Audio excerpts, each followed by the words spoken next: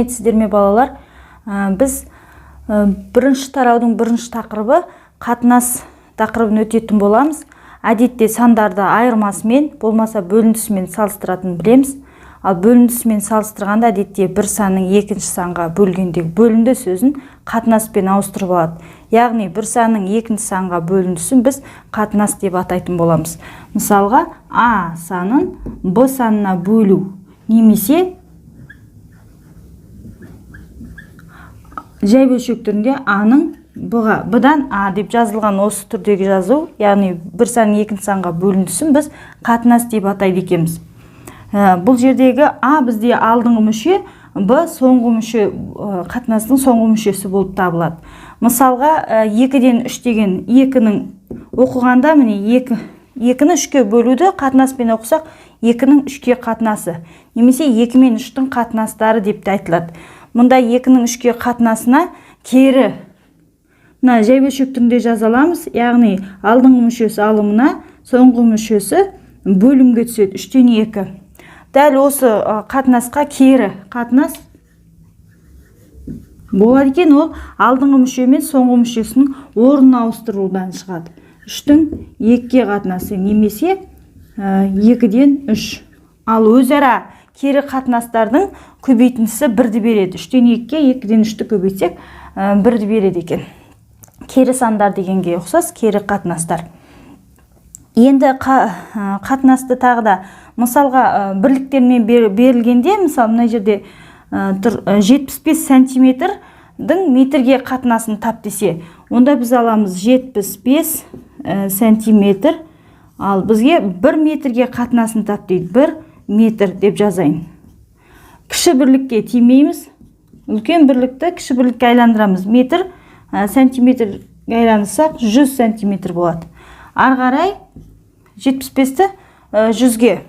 Қатынастың ерекшелігі қысқартуға болады, яғни бөлімінде алымында бірдей санға көбейтуге немесе бөлуге болады. Бұл жерде қысқартамыз, бөлеміз, яғни екеуінде 25-ке бөліп жүрсек 4-тен 3 шығады. Яғни 75 сантиметрдің метрге қатынасы ол 3-тің 4-ке қатынасы екен. 3-тің 4-ке қатынасы болады екен.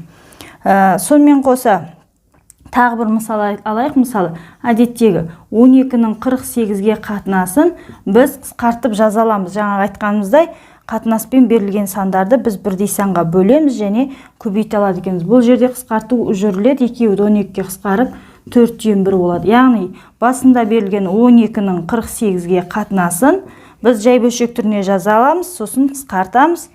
Кейін қайтадан қатынаспен жазып қоюға болады, 1-дің 4-ке қатынасындай. Яғни алғашқы берілген қатынасты оған тең қатынаспен ауыстыра алады екенбіз. Екеуінің мәні бірдей, яғни 12-нің 48-ге бұл деген сөз 12-48-дің қандай бөлігі деген сөз, яғни 4-тен 1 бөлігі деген сөз. Егер алымы бөлімінен кіші болып тұрса, ол деген сөз 12-48-дің қанша бөлігі деген сұрап тұр.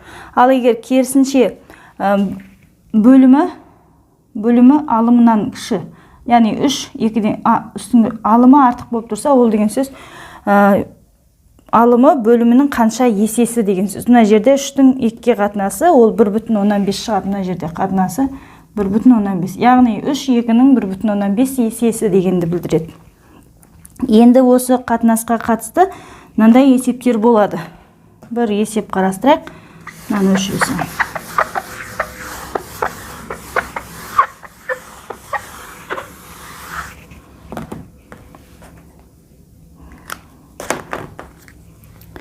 Есеп, мысалы, 2 санның қатынасы 3-ке тең, ал соңғы мүшесі 7-ге тең, алдыңғы мүшесін тап деп сұрап тұрған есеп болса, онда біз алдыңғы мүшесі белгісіз, оны x дейміз, соңғы мүшесін есептің берілгенде 7 деп берілді, қатынастар 3-ке тең дейді.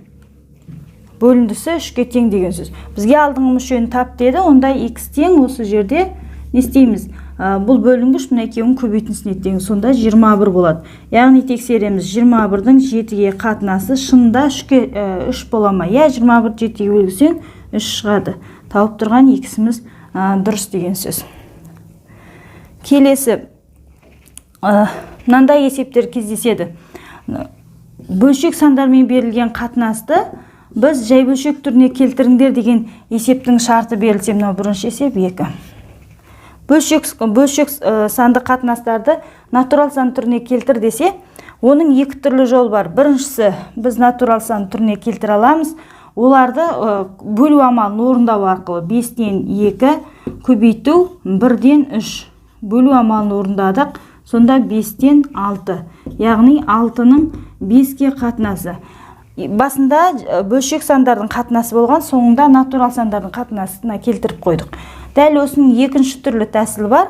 Ол осы сандардың бөлімдерінің ортақ еселіктеріне көбейту арқылы. 5 пен 3-тің ортақ еселігі 15, әрбір қатынастың мүшесіне сол 15-ті көбейтіп берем. 3-тен 1-ге де 15-ті көбейтіп берем. Содан кейін ары қарай қысқартулар кетеді. Мына жерде қысқартамыз, 3 қалады, мұнда қысқартамыз, 5 қалады.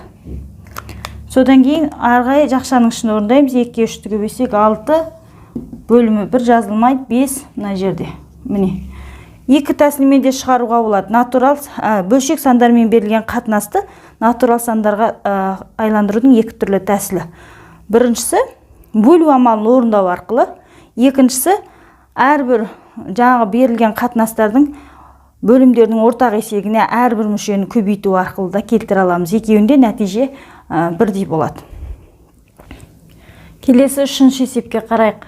Есептің берілгенде айтады, тіктөртбұрыштың периметрі 32 см, ұзындығының еніне қатынасы 5-тің 3-ке қатынасындай ауданын тап дейді. Онда осы есепті осы берілген қатынас және периметрден пайдаланып ауданын табатын боламыз. Алдымен периметрдің формуласы бізде 2 еселенген ұзындығы мен енінің қосындысы болатын периметр дегеніміз.